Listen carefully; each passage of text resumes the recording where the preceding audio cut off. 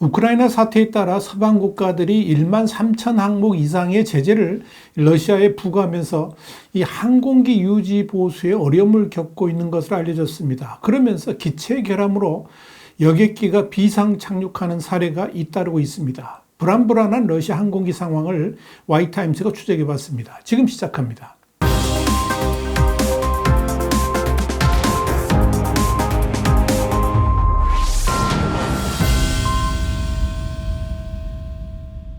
러시아 매체인 이스베스티아는 현지 시간 16일 극동 연해주 블라디보스톡에서 남동부의 자바이칼주 치타로 향하던 소이 슈퍼젯 100 여객기가 전날인 15일 우측 엔진 유압장치 이상으로 하바rov스크주 공항에 비상 착륙했다 그러면서 비상 착륙에 따른 부상자는 발생하지 않았으며 당국은 항공기 엔진에서 발생한 기술적 문제의 원인을 밝히기 위한 조사에 착수했다.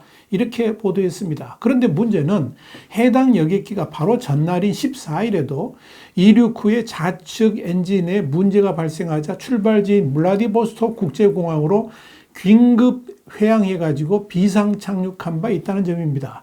앞서 지난 2일에도 승객이 약 400명을 싣고 모스크바에서 출발해서 튀르키예 안탈리아로 향했던 이 아에로플로트 소속의 항공기도 기내 공기를 조절하는 공조 시스템 이상이 생겨서 이륙 40분 만에 출발지인 세베메티에보 국제공항으로 회항한 바 있습니다. 또한 지난달 12일 승객 161명을 태우고 남부 소치에서 중부 옴스크로 향했던 우랄항공 소속의 에어버스 A320 기종 여객기가 비행 중에 이상으로 노보시비르스크 지역 들판에 비상 착륙하기도 했습니다.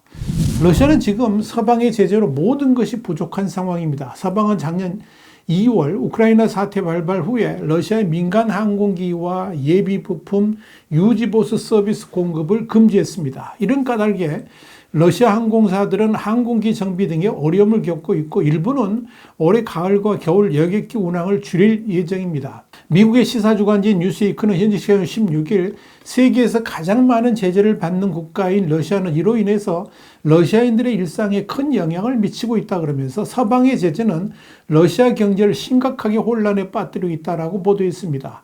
뉴스위크는 이어서 세계 최대 석유 및 가스 생산국 중 하나인 러시아가 전국적으로 연료 부족에 직면하고 있으며 정유 부족으로 인쇄물 제작에도 심각한 영향을 끼치고 있다 그러면서 서방의 제재로 인한 장비 및 예비 부품 부족으로 인해서 러시아 내 휴대전화 수신도 영향을 받고 있고 진짜 심각한 것은 항공산업에 대한 제재의 영향이다. 이렇게 지적을 했습니다.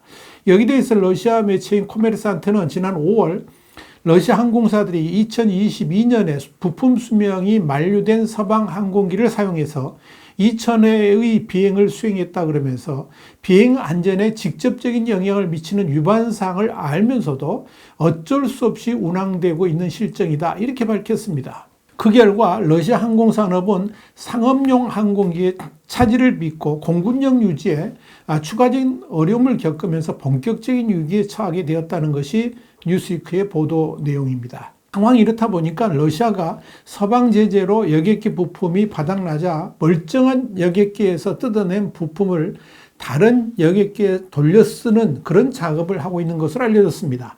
로이터 통신은 지난 8월 8일 러시아 국영기업인 아에로플로트는 에어버스 320, 에어버스 350, 보잉 737, 소위 슈퍼젯 100 등 다수 항공기를 이런 목적으로 해체했다 그러면서 이 같은 부품 돌려막기는 러시아 정부가 자국 항공업계를 겨냥한 서방 제재에 대처하기 위해 내린 권고에 따른 결정으로 관측된다. 이렇게 전했습니다. 로이터에 의하면 러시아 정부는 2025년 말까지 외국산 항공기 3분의 2를 계속 운항한다는 목표를 세우고 기단 일부를 부분적 해체 대상으로 정해서 부품을 구하라고 올해 6월 공고한 바 있습니다. 서방은 러시아가 지난해 2월 우크라이나를 침공하자 외국 주권 침해, 국제법 위반 등 책임을 물어서 러시아 항공업계를 제재한 바 있습니다. 그 때문에 러시아 항공사들은 미국, 유럽연합에서 생산되는 부품뿐만 아니라 기술 이전, 정비도 받을 수가 없습니다. 각각 미국과 EU가 제작하는 보잉과 에어버스 기종은 제재의 직접적 타격을 받습니다. 특히 에어버스 A320 네오, A350, 보잉 737 맥스, 보잉 787 등 비교적 새 기종은 꾸준히 기술 갱신 서비스까지 받아야 합니다. 또한 러시아에서 제작한 수호의 슈퍼젯 기종도 외국 부품에 크게 의존하는 까닭에 제재를 피해갈 수가 없습니다. 러시아의 대표적 국적기인 아에로플로트는 보잉 134대, 에어포스 146대, 수호의 슈퍼젯 80대 정도를 보유해서 외제 항공기의 비율이 80% 육박하기 때문에 이 제재로 인한 부품 부족이 심각한 것으로 알려졌습니다. 실제로 로이터가 플라이트 레이더 24 자료를 토대로 분석한 결과 올해 7월 이후에 이륙하지 않은 아에로플로트 항공기는 50대 정도로 직접 제재 대상이 오른 항공기를 포함해서 전체의 15% 정도에 달했습니다. 여기에 대해서 한 소식통은 이륙하지 않은 것으로 확인된 항공기가 이 부품 공급을 위한 해체 대상일 수도 있다, 이렇게 전했습니다. 로이터는 멀쩡한 항공기 부품을 뜯어서 다른 항공기에 이식하는 작업은 심한 재정 위기를 겪는 곳에 드물게 있었지만 러시아처럼 제재 때문에 광범위하게 이루어지는 사례는 아예 없었다고 짚었습니다. 이에 따라 러시아는 아시아 또는 중동에서 부품 공급을 우회 수입하는 방안을 강구하고 있지만 한두 번은 몰라도 장기적 공급은 쉽지 않을 것으로 보입니다. 다른 항공사들이 제재 대상과 거래하는 곳까지 함께 제재하는 서방의 세컨더리 보이콧, 그러니까 제3자 제재를 우려하기 때문입니다. 한 소식통은 중국, 아랍에미리트도 못 나선다 그러면서 이 항공기 부품 하나하나가 모두 고유 번호가 있어서 추적되는 상황에서 부품 종착지가 러시아로 기록된다면 모두 공급을 거부할 것이다, 이렇게 말했습니다. 러시아 정부는 문제 해결을 위해서 자국산 부품을 사용하는 항공기 제조 등에 힘을 쏟고 있고, 지난 8월 순수 러시아산 부품으로 제작한 신형 여객기 시제품의 첫 시험 비행을 마쳤지만 이 기체 역시 서방 제품이 포함되고 있어서 지속 가능성은 낮아 보입니다. 이렇게 항공기에 대한 유지 보수가 힘들어지면서 많은 국가들이 러시아 항공기의 영공 진입 자체를 금지시키고 있습니다. 유럽연합은 지난 4월부터 안전 우려를 이유로 러시아 국영 아에로플로트를 포함한 21개 항공사를 영공 안전 명단에 올리면서 영공 진입을 금지시켰습니다. 이에 대해서 EU 집행위원회 EC는 이번 결정은 러시아에 대한 추가 제재가 아니라 단지 기술과 안전을 근거로 내려진 것이라는 점을 분명히 하고자 한다 그러면서 우리는 안전과 정치를 혼동하지 않는다라고 말했습니다. 서방은 러시아가 우크라이나를 침공한 지난해 2월 말 이후에 러시아 항공사를 상대로 하늘길을 차단한 제재를 내린 바 있습니다. 앞서 EC는 영내에서 러시아 항공기의 이착륙과 비행을 금지할 것이라고 2월 29일 밝힌 데 이어서 미국도 3월 1일 모든 러시아 항공기의 미국 영공 비행을 금지시켰습니다.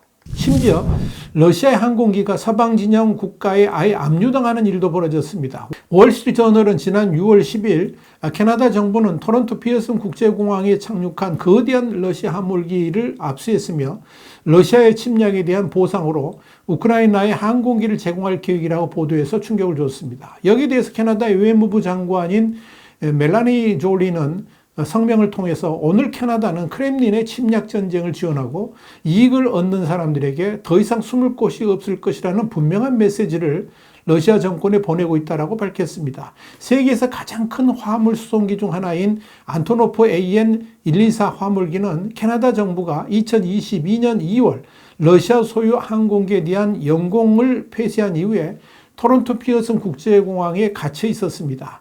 이 비행기는 그 이후로 공항 활주로에 대기하면서 33만 달러 이상의 공항 사용료를 쌓아두고 있었습니다. 이 화물기는 전 세계에 있는 26대 항공기 중 하나인데 인공위성, 기관차 엔진, 풍력 터빈을 운반할 수 있을 만큼 큰 크기로 알려져 있습니다. 캐나다 정부는 러시아의 경제 자원을 압박하고 전쟁의 연료를 공급하는 자원을 제한함으로써 우크라이나에 대한 불법 전쟁을 중단하도록 러시아의 추가적인 압력을 가하기 위해 이 비행기를 압류했다고 밝혔습니다. 이번 압류는 저스틴 트루도 캐나다 총리가 전날 우크라이나의 키우를 깜짝 방문하면서 우크라이나에 약 3억 7,500만 달러의 새로운 군사 원조를 약속한 시점에 맞춰 이루어졌습니다. 여기에 대해서 캐나다 주재의 러시아 대해서는 이번 압류가 불법이라면서 강력하게 반발했습니다. 또한 이 비행기를 소유한 러시아 항공사 불가드네프루 그룹은 지난 4월 캐나다의 공식 제재 목록에 추가된 바 있는데 이 회사는 이와 관련된 논평을 거부했습니다. 이렇게 러시아는